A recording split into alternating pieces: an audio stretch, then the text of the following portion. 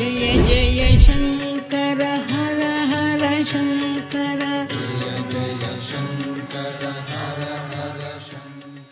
பெரியவா நடத்தி காட்டிய பிரதோஷ பூஜை. ஆன்மீக அன்பர்களே, உலகமெல்லாம் வாழக்கூடிய தரிசனம் டிஜிட்டல் அன்பர்களே, எனக்கு என்ன மகிழ்ச்சின்னா, இன்றைய நிகழ்ச்சிக்கு போகிறதுக்கு முன்னாடி குறிப்பாக இளைய தலைமுறைக்கு நான் நன்றி சொல்ல கடமைப்பட்டிருக்கேன். ஏன் அப்படின்னு கேட்டிங்கன்னா, நிறைய பேர் நம்முடைய தரிசனம் டிஜிட்டலில் பார்க்குறீங்க, நிறைய விஷயங்கள் உங்கள் கருத்துக்களை கமெண்ட் பண்ணுறீங்க, நிறைய பேருக்கு ஷேர் பண்ணுறீங்க, பெரியவாளுடைய புதிய புதிய விஷயங்கள் அத்தியாயங்களை தெரிந்து கொண்டோங்கிறீங்க.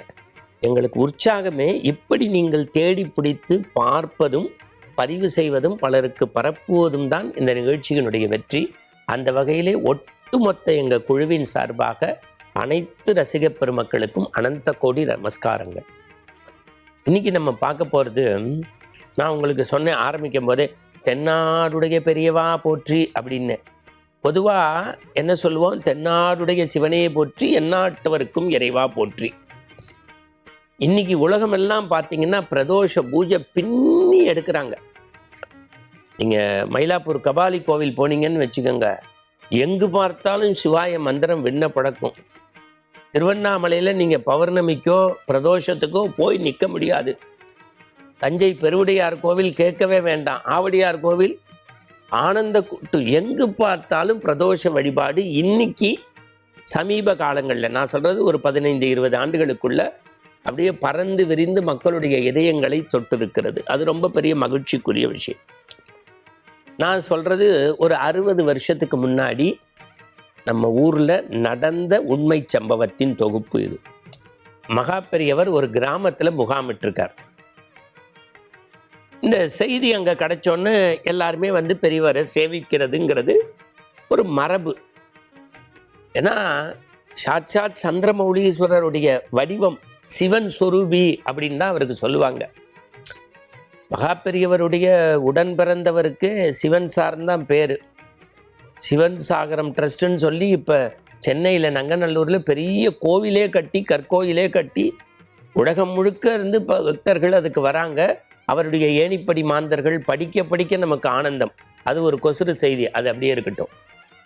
நம்ம இன்னைக்கு பார்க்க போகிறது என்ன, இந்த பெரியவாவும் பிரதோஷ பூஜையும். இது அப்படி கேட்கும் போதே மெய் செலுத்து போச்சு. பெரியவா அந்த கிராமத்தில் முகாம் இருக்கார். நிறைய பேர் அன்பர்கள் வந்து பெரியவாளை சேவிக்கிறாங்க. பெரியவா தங்கியிருந்த இடத்துலேருந்து ஒரு 2 கிலோமீட்டர் தொலைவில் ஒரு சிவன் கோவில் இருந்திருக்கு. அங்கே ஒரு குருக்கள்.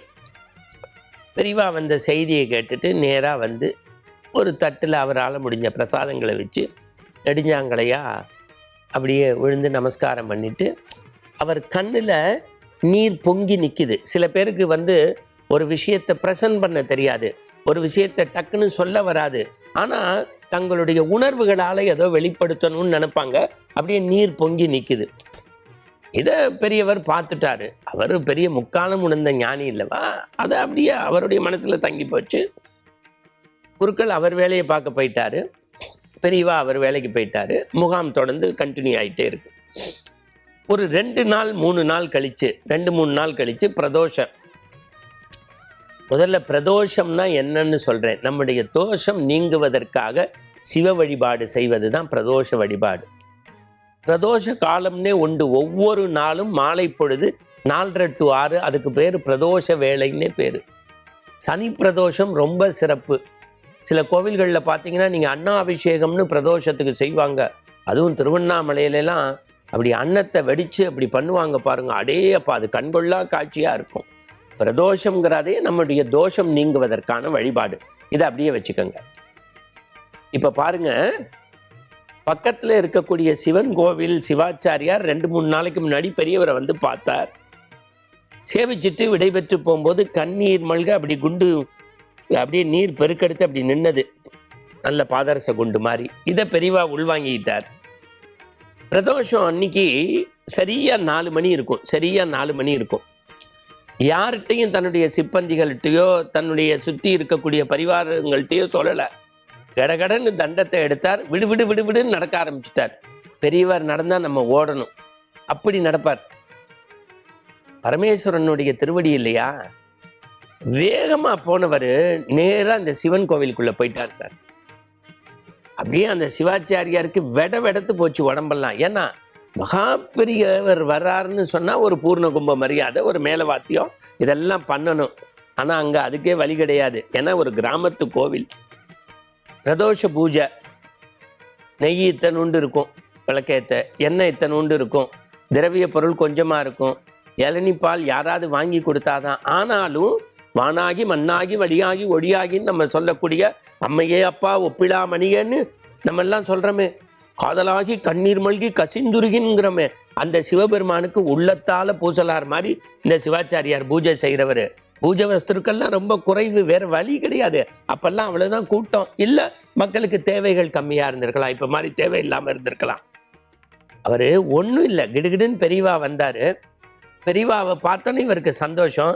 மணி 4:15 ஆச்சு, பூஜை ஸ்டார்ட் பண்ணணும், நீ பிரதோஷ பூஜைக்கு உரிய வேலையை பாரு, நான் முழுசாக பூஜையை இங்கேருந்து பார்க்க போகிறேன்.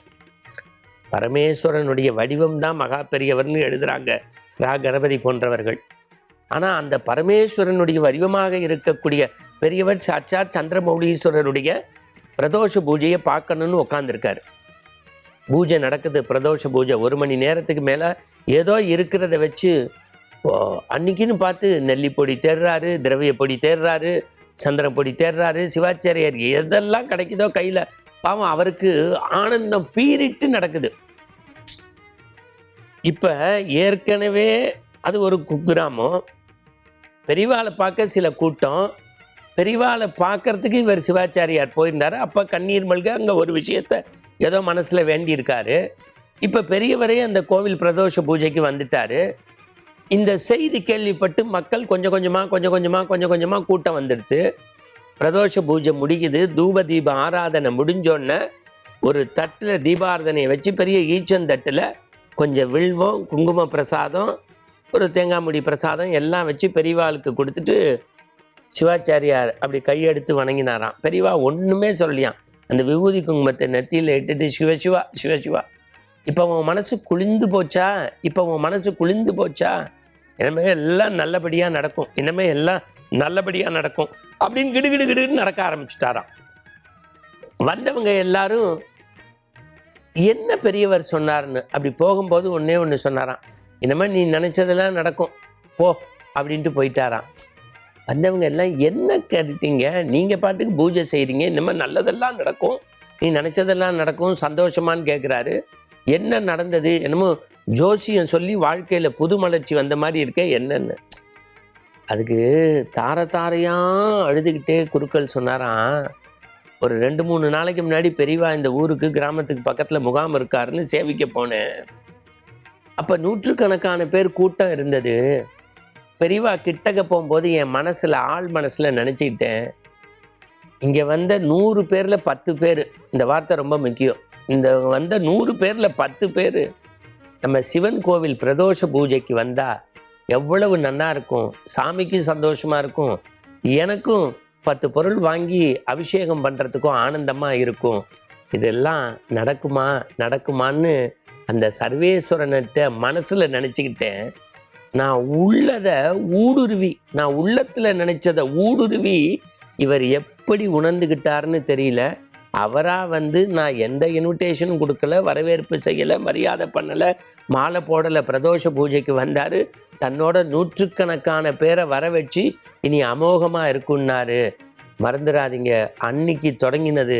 அதற்கப்புறம் 40 ஆண்டுகள் வரை என் கையால் பிரதோஷ பூஜை செய்ய அங்கே 500க்கும் குறையாத பக்தர்கள் எப்போதும் முண்டி அடித்து பிரசாதம் பெற்றார்னு அந்த குருக்கள் பதிவு செய்கிறாரு. அப்போ சந்திரமௌலீஸ்வரர் வடிவமாக இருக்கக்கூடிய எம்பெருமானுடைய மனித உருவமாக இருக்கக்கூடிய மகா பெரியவர் தனக்குத்தானே பிரதோஷ பூஜை பண்ணிக்கிட்டாரா, அல்லது அந்த பிரதோஷ பூஜை மூலமாக அந்த கோவிலை விருத்தி பண்ணாரா, அல்லது குருக்களுடைய அந்த அன்புக்கான பக்திக்கு இறங்கி மக்களுடைய பெருங்கூட்டத்தை வர வைத்தாரா, எது எப்படியோ ஒருத்தர் நினைச்சா உள்ளம் உருகினா அந்த இடத்துல ஓடோடி வந்து உண்மை பக்திக்கு இறங்கி அருள் புரிவார் ஈஸ்வரன்கிறதுக்கு எடுத்துக்காட்டு மகா பெரிய சுவாமிகள். மீண்டும் நாளை தரிசனத்தில் சந்திப்போம். शङ्कर हर हर शङ्कर